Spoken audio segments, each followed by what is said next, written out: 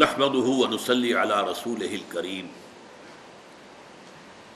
اما بعد فاعوذ بالله من الشيطان الرجيم بسم الله الرحمن الرحيم فاتقوا الله ما استطعتم واسمعوا واطيعوا وانفقوا خيرا لانفسكم ومن يوق شح نفسه فاولئك هم المفلحون ان تقرضوا الله قرضا حسنا يضاعفه لكم ويغفر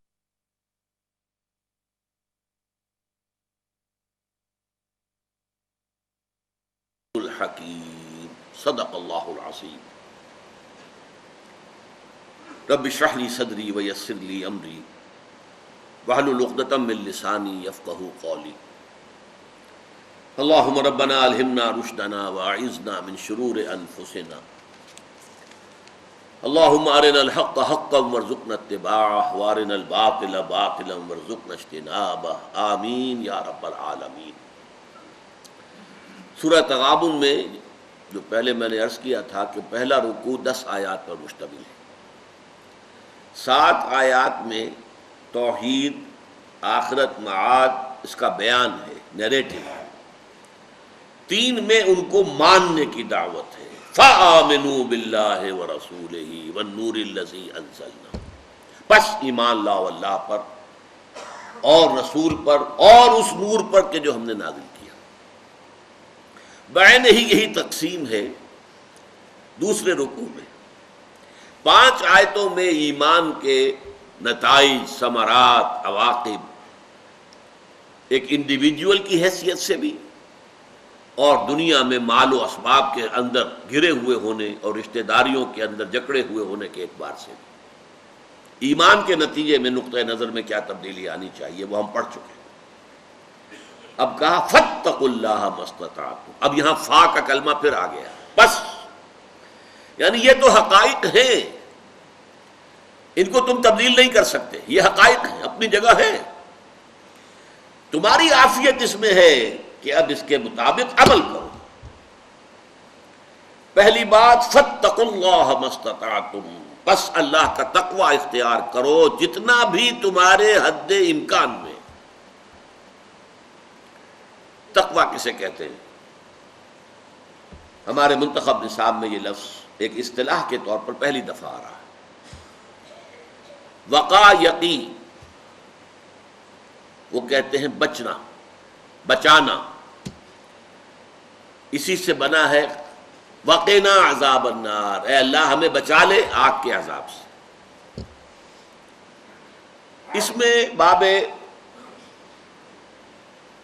تفاعل بنتا ہے ابتقاء، واو اور تے جمع ہو جاتے ہیں تو ابتقاء، اتقاء کے معنی ہے بچنا، وقا بچانا، اتقاء خود بچنا۔ بدقسمتی سے اس کا جو ترجمہ ہمارے ہاں عام طور پر اردو تراجم میں ہے وہ ڈرو، اللہ سے ڈرو، یہ ترجمہ اچھا نہیں ہے، میں غلط نہیں کہتا، اچھا نہیں ہے۔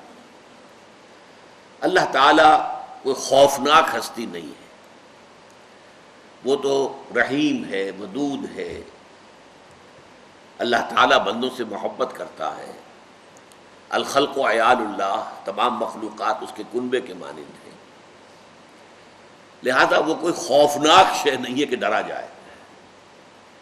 یہ ڈر کس طرح کا ہے؟ جیسے ایک سعادت مند بیٹا ڈرتا ہے کہ والد ناراض نہ ہو جائے، میں اپنے والد کے احساسات کو ٹھیس نہ پہنچا دوں،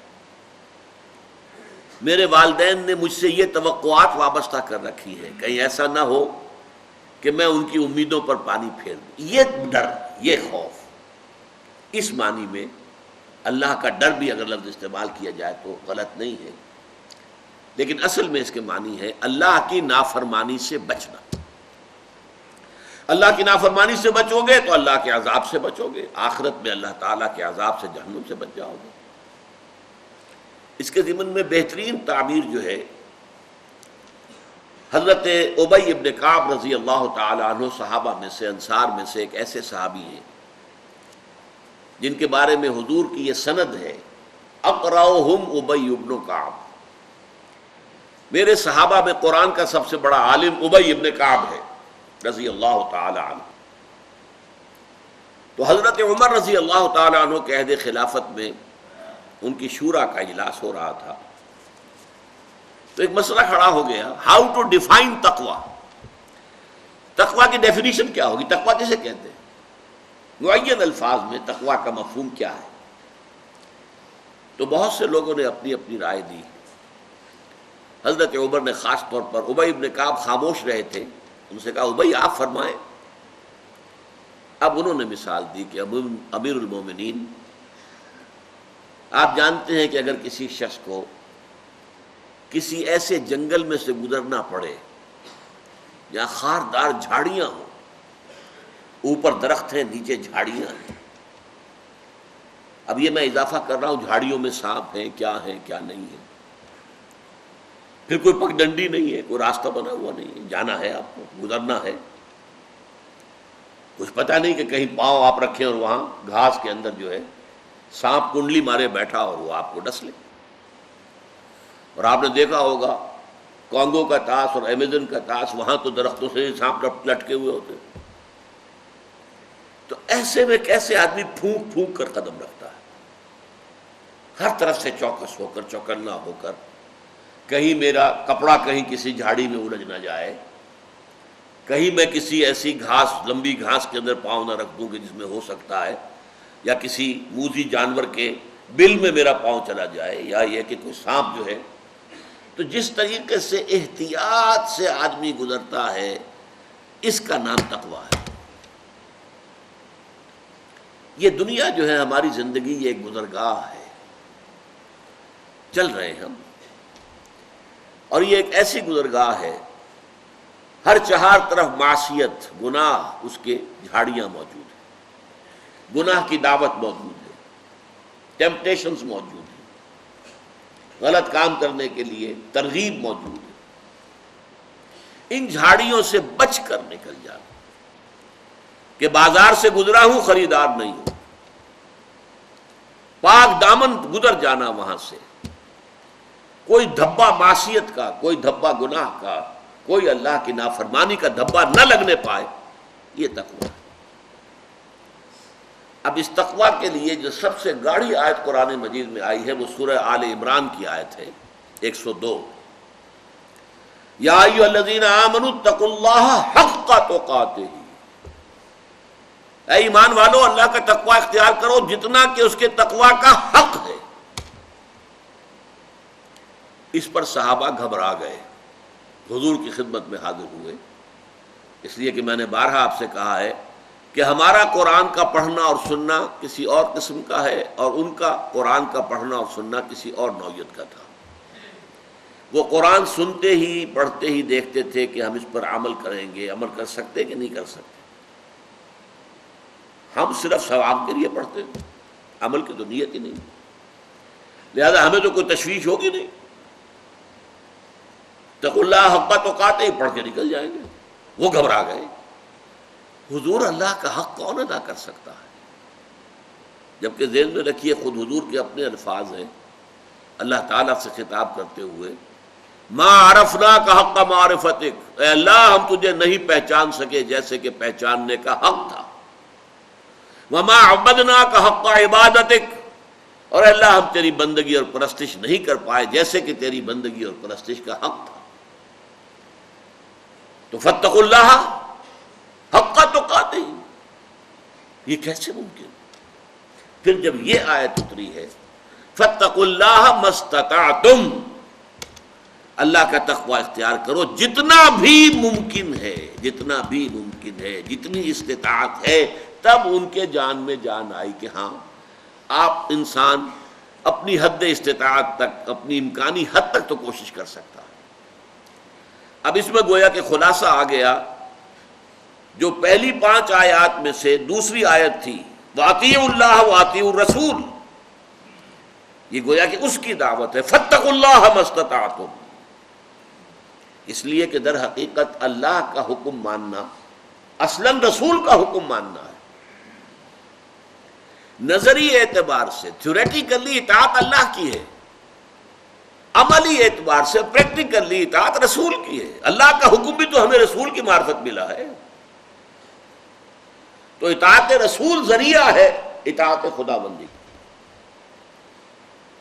وَمَن يُطِعِ الرَّسُولَ فَقَدْ أَطَاعَ اللَّهَ، جو رسول کی اطاعت کی جس نے در حقیقت اللہ کی اطاعت کی. وَمَا أَرْسَلْنَا مِن رَّسُولٍ إِلَّا لِيُطَاعَ بِإِذْنِ اللَّهِ، اور ہم نے نہیں بھیجا کسی بھی رسول کو مگر اس لیے کہ اللہ کے اذن سے اس کی اطاعت کی جائے. تو فَاتَّقُوا اللَّهَ مَا اسْتَطَعْتُمْ، اس کے بعد فرمایا وَاسْمَعُوا وَأَطِیعُوا، سنو اور اطاعت کرو. یہ سنو اور اطاعت کرو سے مراد کیا ہے؟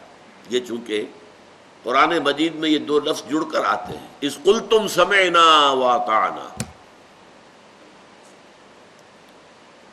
جب حضور نے بیعت لی تھی،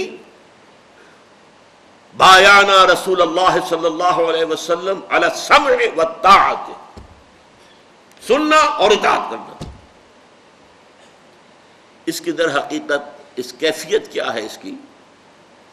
محض سننے سے اطاعت لازم آ جائے، لازم نہیں کہ آپ کی سمجھ میں بھی آئے. ایک یہ ہے کہ میں سوچوں گا، غور کروں گا، اگر میں قائل ہو گیا کہ ہاں بات صحیح ہے تو میں اطاعت کروں گا. نو، پھر تو آپ اپنی عقل کی اطاعت کر رہے ہیں، پھر رسول کی اطاعت نہیں کر رہے ہیں. جو آپ کی سمجھ میں آئی اس کی اطاعت کر رہے ہیں، تو پھر آپ اپنی عقل، اپنی سمجھ، اپنے نفس کی اطاعت کر رہے ہیں، رسول کی نہیں. صرف سننا، فاسمعوا واطیعوا، سنو اور اطاعت کرو. یہی لفظ آتا ہے جو فوج کا ڈسپلن ہے، لسن اینڈ اوبے، سنو اینڈ مانو. اگر کوئی فوجی جو ہے اپنے افسر سے پوچھنے لگے جناب آپ نے یہ حکم تو دیا ہے لیکن میری سمجھ میں نہیں آیا، اس کی حکمت کیا ہے، کیا مقصد ہے، اس کا کیا فائدہ ہے، پہلے مجھے سمجھائیے، تو کیا یہ معاملہ چل سکتا؟ There's not to reason why, there's but to do and die. Charge of the light brigade ایک نظم میٹرک کے زمانے میں پڑھی تھی. ایک کیولری کو، گھڑ سوار فوج، اسے حکم دے دیا گیا چارج کرو، بڑھو آگے حملہ کرو. اب انہیں یہ معلوم تھا کہ سامنے بھی توپیں گڑی ہوئی ہیں، داہنی طرف بھی توپیں لگی ہوئی ہیں، بائیں طرف بھی توپیں لگی ہوئی ہیں. Cannon to right of them, cannon to left of them, cannon in front of them, volleyed and thundered. یہ توپیں جو ہے توپ کے گولے برسا رہی ہیں بارش کے طریقے سے اور گرج رہی ہیں. اس حال میں حکم ہوا بڑھو اور چارج کرو. گویا کہ موت کے منہ میں جانے کا حکم ہے نا. تو فوجیوں نے یہ سوچا someone has blundered, volleyed and thundered, someone has blundered. کسی نے بہت بڑی غلطی کی ہے، کسی جرنیل نے، کسی کرنیل نے، کسی آفیسر نے بڑی غلطی کی ہے، اس حالت میں چارج کا حکم دیا گیا ہے. لیکن there's not to reason why, there's but to do and die. So into the valley of death rode the 600. ان کا یہ کام ہی نہیں تھا کہ پوچھیں کیوں، ریزن بھائی، یہ کام ان کا ہے ہی نہیں، فوج کا کام ہے ہی نہیں. ان کا کام ہے حکم جو دیا ہے اس کو پورا کرو، چاہے موت آ جائے آ جائے. لہذا 600 کے 600 تھے، 600 وہ موت کی وادی میں اتر گئے اس حکم کی وجہ سے، سب کے سب ختم. یہ ہے در حقیقت ڈسپلن فوج کا، اور یہی ڈسپلن درکار ہے. یہاں نوٹ کیجئے، اللہ کی اور رسول کی اطاعت کا ذکر تو پہلے آ چکا تھا، یہاں اطاعت کا لفظ جو دوبارہ آیا ہے اس کا مفہوم کچھ اور ہے. اس لیے کہ اطاعت جو ہے نبی اکرم صلی اللہ علیہ وسلم کی حیات طیبہ میں بھی صرف حضور کی نہیں تھی. فرض کیجئے کہ ایک جنگ ہو رہی ہے، حضور تو کمانڈر ان چیف ہیں، اب ایک میمنہ ہے، داہنا بازو ہے، اس پر بھی تو کوئی کمانڈر ہے نا. ایک میسرہ ہے، بایاں بازو ہے، اس پر بھی کوئی کمانڈر ہے. کوئی بیک پر ہے، اس کا بھی کوئی کمانڈر ہے. کوئی ہراول ہے آگے چلنے والا، اس کا بھی کوئی کمانڈر ہے. ان کمانڈروں کا حکم نہیں مانیں گے تو کیسے چلے گا معاملہ؟ لہذا اٹس اے برانچنگ پروسیس. یہ جو اوبیڈینس ہے یہ تقسیم ہوتی جاتی ہے. کوئی جماعت ہے، اس کا ایک امیر ہے، ایک صوبے کے اندر اس کا صوبائی امیر ہے، ضلع میں کوئی ضلعی امیر ہے، تو اگر ان کی اطاعت نہیں کی جائے گی تو کام کیسے چلے گا؟ اسی لیے حضور نے فرمایا من اطاعنی فقد اطاع اللہ، جس نے میری اطاعت کی اس نے اللہ کی اطاعت کی. ومن عصانی فقد عصى اللہ، جس نے میری نافرمانی کی اس نے اللہ کی نافرمانی کی. ومن اطاع امیری، جس نے میرے مقرر کردہ امیر کی اطاعت کی فقد اطاعنی، اس نے میری اطاعت کی. ومن عصى امیری فقد عصانی، اور جس نے میرے معین کردہ امیر کی نافرمانی کی اس نے میری نافرمانی کی. So simple, clear. نظم جماعت ہو، فوج کا نظم ہو، کچھ بھی ہو. آپ کو معلوم ہے کہ غزوہ احد میں ایک لوکل کمانڈر کی خلاف ورزی کی گئی. 50 تیر انداز جو ایک درے پر مقرر کر دیے گئے تھے، حضور نے فرمایا تھا چاہے شکست ہو جائے، ہم سب مر جائیں، ہلاک ہو جائیں، اور تم دیکھو کہ پرندے ہمارا گوشت نوچ نوچ کر کھا رہے ہیں، تب بھی تم یہاں سے مت ہٹنا. ہوا یہ کہ فتح ہو گئی، کفار نے بھاگنا شروع کیا، مسلمان ان کا پیچھا کر رہے ہیں. یہاں اختلاف ہو گیا 50 میں. لوگوں نے کہا چلو، کمانڈر کہتے رہے عبداللہ ابن جحش رضی اللہ تعالی عنہ کہ نہیں، یہاں سے ہٹنے کی اجازت نہیں ہے. تو انہوں نے تعویل کر لی حضور کے حکم کی. حضور نے شکست کی حالت میں کہا تھا اب تو فتح ہو گئی ہے. 35 of them disobeyed. They disobeyed the local commander.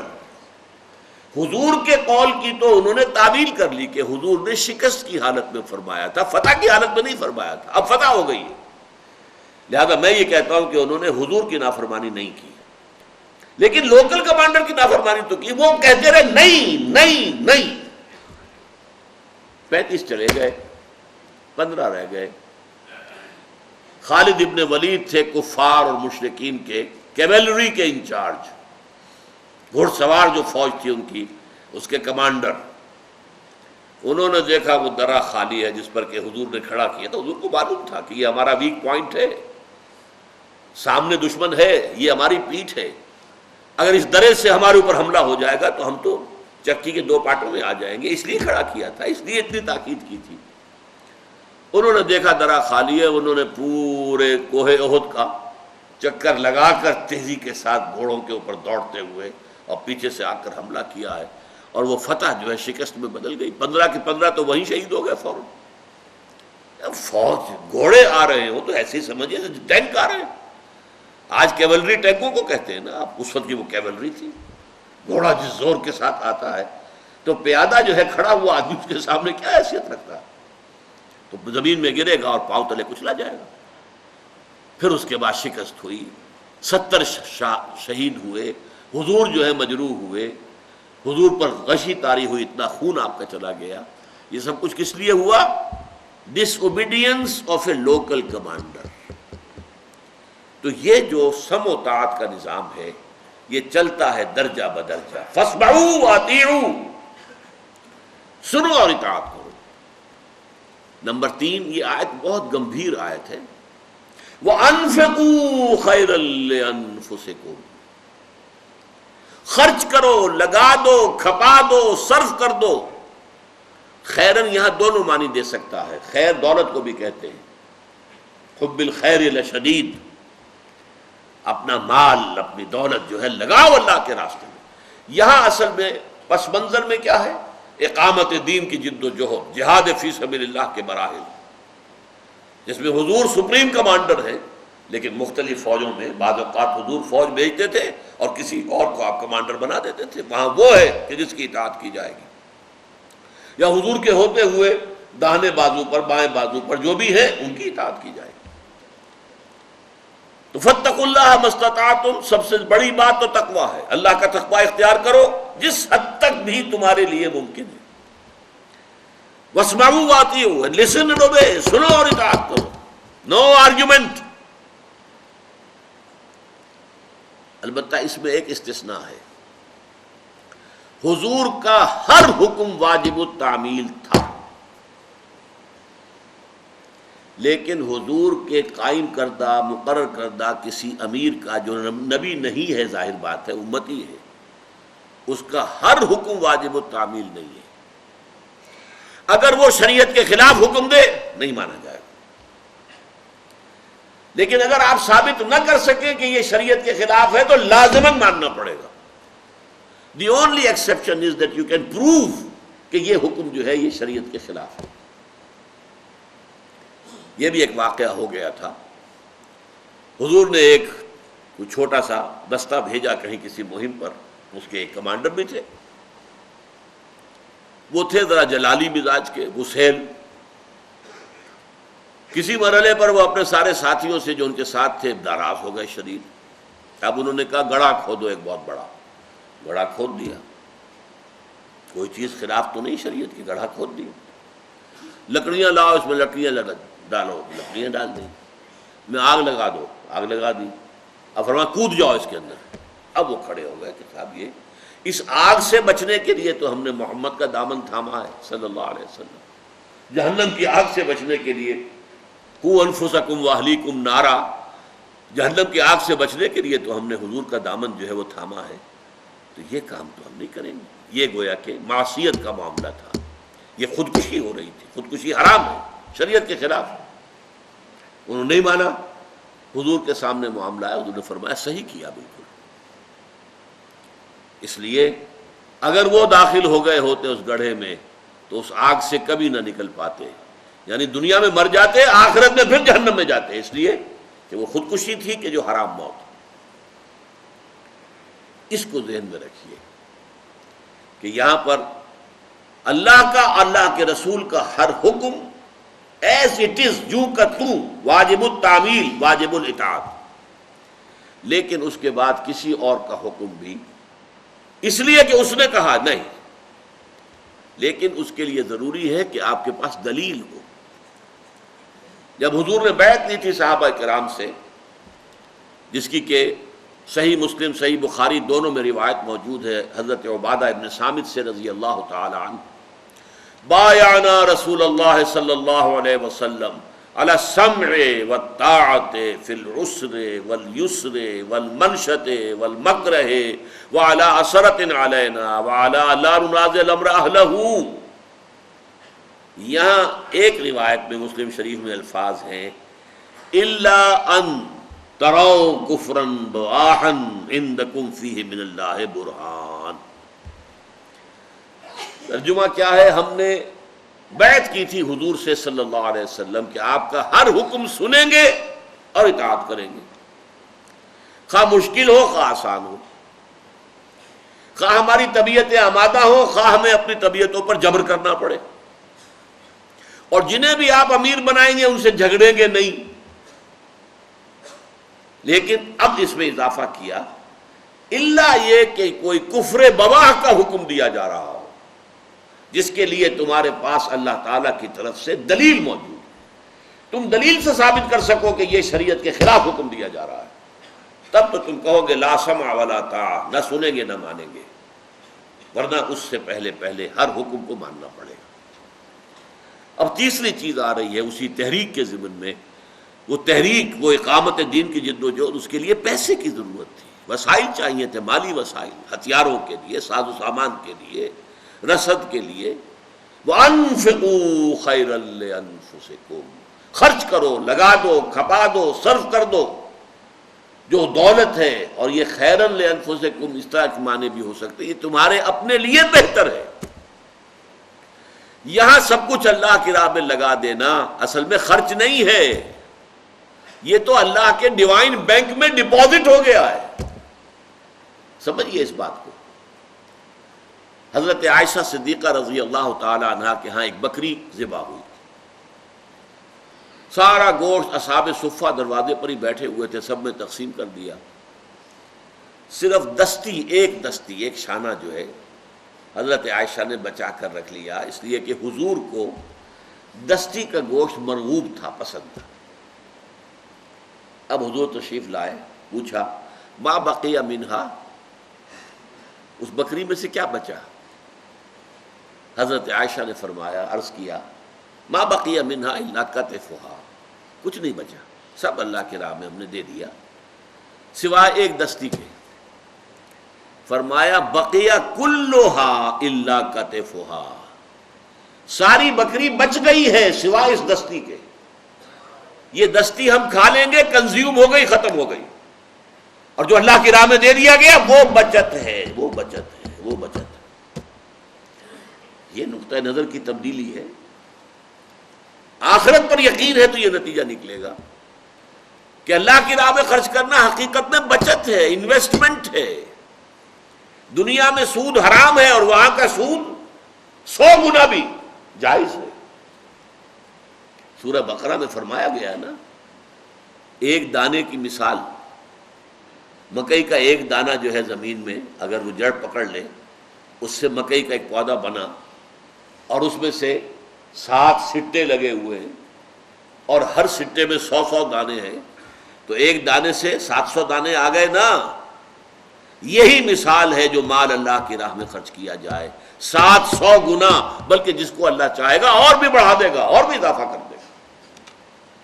تو اللہ تعالیٰ کے ہاں انویسٹ کرو، وَأَنفِقُوا خَيْرًا لِأَنفُسِكُمْ، خرچ کرو۔ یہ تو چونکہ یہ جو المسبحات میں نے آپ کو تعارف کرایا تھا شروع میں، تو المسبحات میں سے یہ آخری صورت ہے جو ہم پڑھ رہے ہیں، لیکن ہمارے منتخب نصاب میں یہ پہلی ہے، ورنہ جب ہم باقی پڑھیں گے تو نظر آئے گا آپ کو کہ یہ انفاق پر بہت زور ہے ان صورتوں کے اندر۔ اس سے پہلی صورت سورہ منافقون، نفاق کے مرض کا علاج ہے انفاق، نفاق کا علاج انفاق، انفاق خرچ کرنا، لگا دینا، صرف کر دینا، دے دینا اللہ کی راہ میں۔ جتنا دو گے اتنا ہی نفاق جو ہے اندر سے دھلتا چلا جائے گا، صاف ہوتا چلا جائے گا۔ اس لیے کہ نفاق کا اصل سبب کیا ہے؟ دنیا کی محبت، اور دنیا کی محبت کا سب سے بڑا سمبل، سب سے بڑی علامت وہ ہے مال کی محبت۔ فرمایا وَمَن یُوقَ شُحَّ نَفْسِهِ فَأُولَٰئِکَ هُمُ الْمُفْلِحُونَ، اور جو اپنے نفس کے بخل اور لالچ سے بچا لیا گیا، مال تو انہ لحب الخیر لشدید، مال تو سب کو محبوب ہے، اسے تجوریوں میں سونا چاندی سنبھال کے رکھنے کو جی چاہتا ہے، اپنے ایسٹس، اپنے اینول جو بھی آپ کی بیلنس شیٹ بنتی ہے اس میں ایسٹس دیکھ کر خوشی ہوتی ہے، ایسٹس بڑھ گئے ہیں۔ لیکن فرمایا یہ جو لالچ ہے، یہ جو مال کی محبت ہے، یہ جو تمہاری طبیعتوں کے اندر بخل ہے، اگر اس سے بچ جاؤ گے، بچا لیے جاؤ گے، وَمَن یُوقَ شُحَّ نَفْسِهِ، جو بچا لیا گیا اپنے نفس کے لالچ سے، اپنے نفس کے اندر بخل جو ہے اس سے، فَأُولَٰئِکَ هُمُ الْمُفْلِحُونَ، تو وہی لوگ ہیں کہ جو فلاح پانے والے ہیں، کامیاب ہونے والے ہیں۔ فلاح کا مطلب کیا ہے؟ فلاح عربی زبان میں کہتے ہیں کسان کو، فلاح، فلاحین کی تحریک، کسان تحریک مصر کے اندر جو ہے فلاحین۔ تو فلاح کسے کہتے ہیں؟ زمین کی دھرتی، ہل چلتا ہے، دھرتی کو چیرتے ہیں اس کے سینے کو اور اس کے اندر بیج ڈالتے ہیں، پھر اس میں سے پودا نکلتا ہے۔ انسانی شخصیت جو ہے اس کی مثال بھی ایسی ہے۔ یہ در حقیقت اس خاکی وجود کے اندر ہمارا اصل روحانی وجود مضمر ہے۔ اس خاکی وجود کے خول کو پھاڑیں گے تو اندر سے روحانی وجود برآمد ہوگا۔ یہ ہے فلاح، روحانی شخصیت، انسان کی باطنی شخصیت، اس کا نشو و نما پانا، اس کا ترقی پانا۔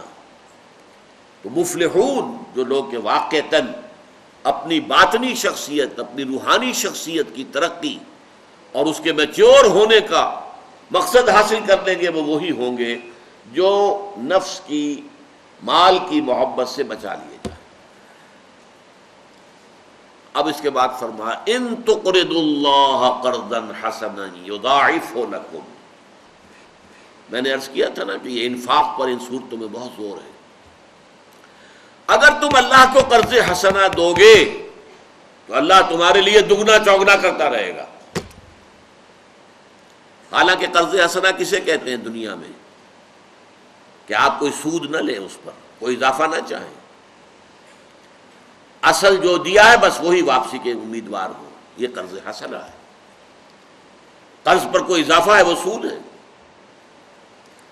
کل قرض یجر منفعۃ فہی ربا، جس قرض کے اوپر کوئی منفعت حاصل ہو گئی وہ ربا ہے۔ قرض حسن کیا ہے؟ بغیر کسی ربا، بغیر کسی سود، بغیر کسی اضافے کے صرف اصل جو زر ہے وہ واپس ملے۔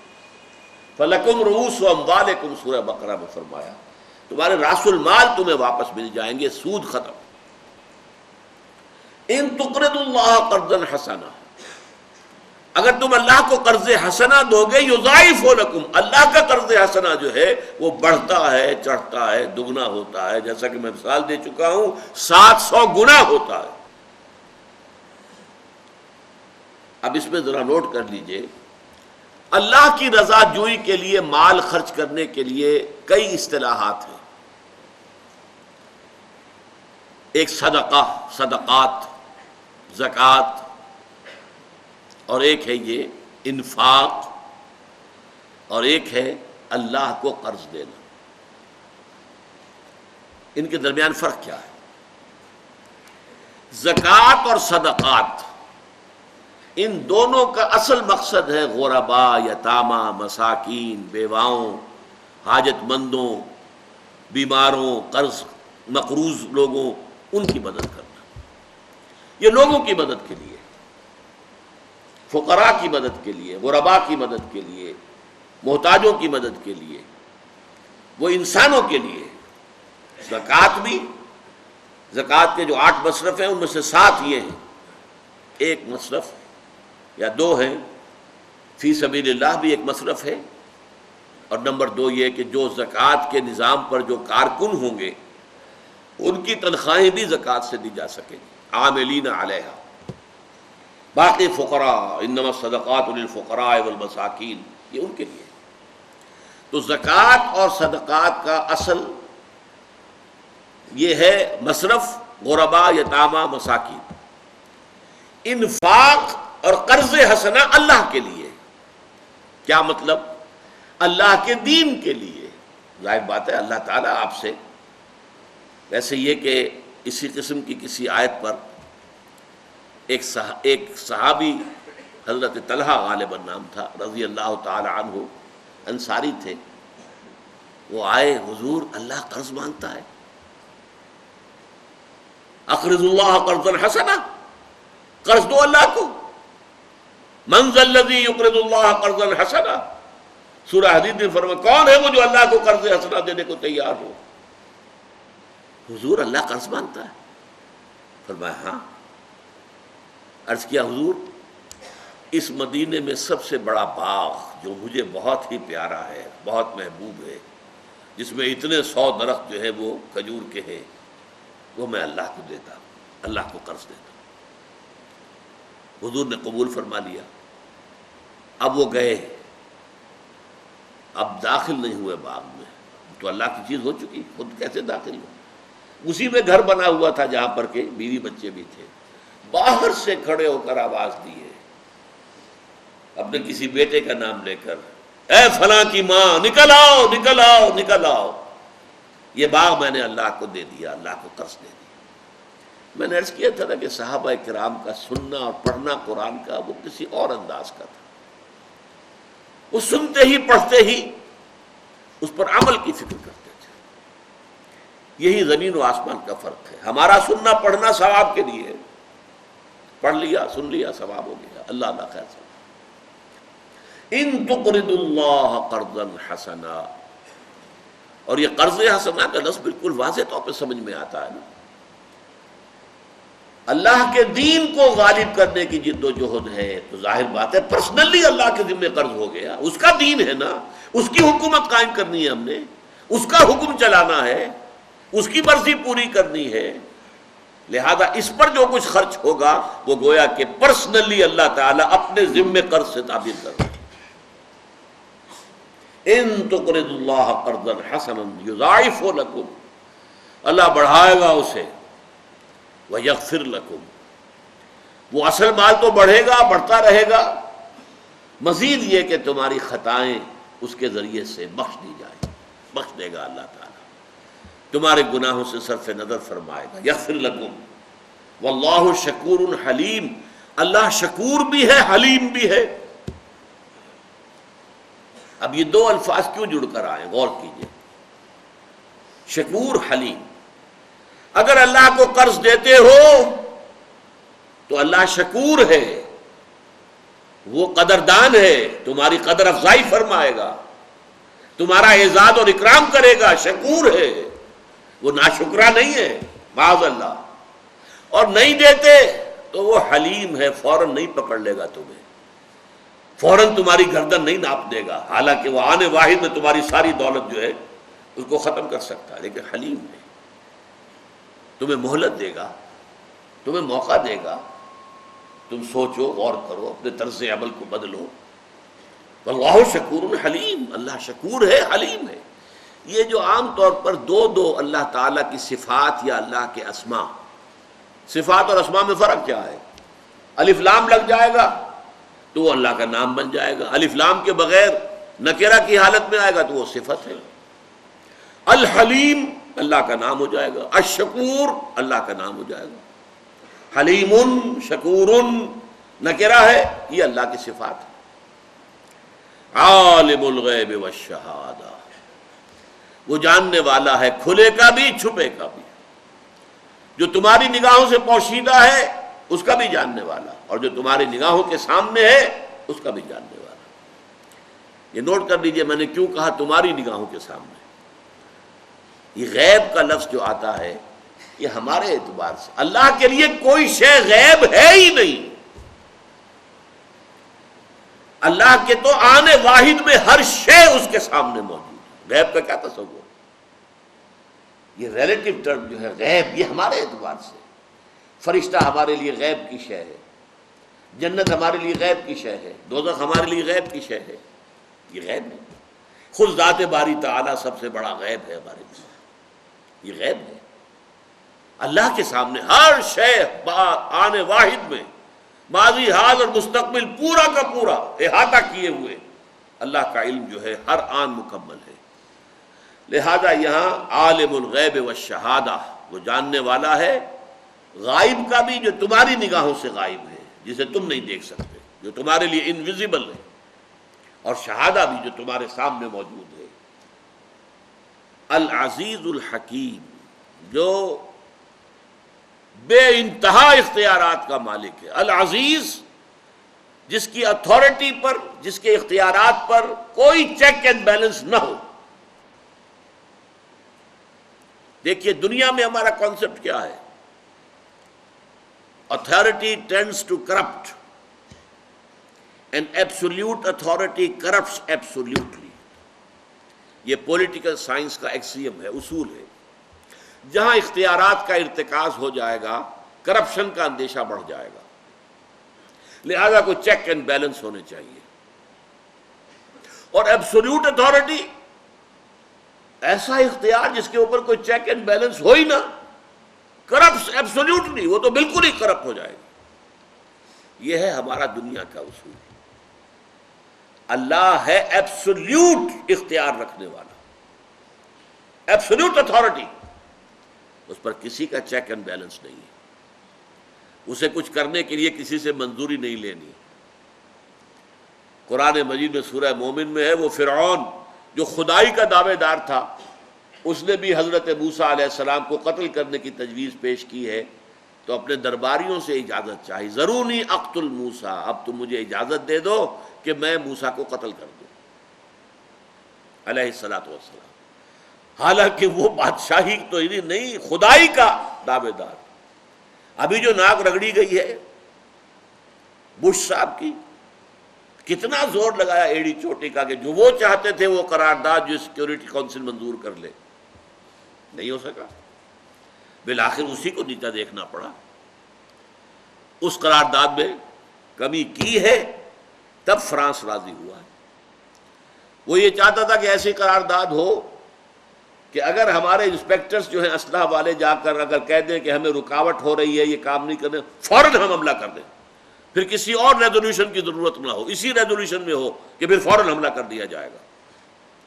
جبکہ اس کے ساتھیوں نے، اس کے الائز نے کہا نہیں، یہ غلط ہے۔ ہونا یہ چاہیے کہ اگر ان کی طرف سے رکاوٹ وغیرہ آئے تو پھر ہم دیکھیں گے، غور کریں گے، پھر کوئی ریزولوشن پاس کریں گے۔ یہ نہیں کہ اس کے نتیجے میں آٹومیٹیکلی آپ کو اختیار حاصل ہو جائے کہ آپ فوج کشی کر دیں، حملہ کر دیں۔ اور اتنی کوشش کی ہے، اتنے ڈپلومیٹک ایفرٹس کی ہیں، ٹونی بلیئر بھاگا دوڑا پھرا ہے ہر جگہ پر، ماسکو وہ گیا ہے اور پیرس وہ گیا ہے اور جرمنی وہ گیا، لیکن نہیں، ماننا پڑا۔ تو چاہے وہ کتنا ہی بڑا مختار مطلق اپنے آپ کو سمجھتا ہے، فرعون ہے آج کا، لیکن نہیں، یہاں تو کسی کے پاس بھی کتنے معاملات میں وہ سینٹ کا محتاج ہوتا ہے، سینٹ منظور نہ کرے تو وہ صدر کا کوئی اختیار نہیں۔ حالانکہ اس وقت دنیا میں سب سے زیادہ با اختیار اور طاقتور انسان امریکہ کا صدر ہے، لیکن اس کے لیے بھی چیکس اینڈ بیلنسز ہے۔ کلنٹن کے بھی امپیچمنٹ ہونے لگی تھی، وہ تو بچ گیا، ورنہ امپیچمنٹ ہونے لگی تھی، وہ بھی صدر تھا۔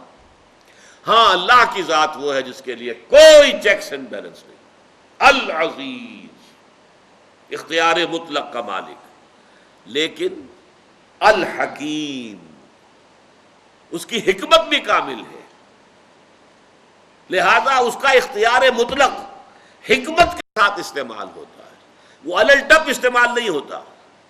یہی وجہ ان صورتوں میں یہ العزیز اور الحکیم، یہ دو اللہ کے اسماء جو ہیں بڑی تکرار کے ساتھ آئے، بار بار آئے ہیں، بار بار آئے ہیں، العزیز الحکیم، اختیارات مطلقہ کا مالک لیکن حکمت کاملہ کا مالک۔ اس کا اختیار مطلق اس کی حکمت کامل کے تحت استعمال ہوتا ہے، بلکہ تحت کا لفظ میں نے غلط استعمال کیا، اس کی حکمت کے ساتھ استعمال ہوتا ہے۔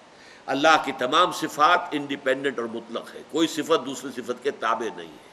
تو تحت کا لفظ زبان سے نکل گیا، اس لیے میں نے اصلاح کی، تحت نہیں بلکہ اس کا اختیار مطلق اس کی حکمت کاملہ کے ساتھ استعمال ہوتا ہے۔ بارک اللہ لی ولکم فی القرآن العظیم ونفعنی وإیاکم بالآیات والذکر الحکیم۔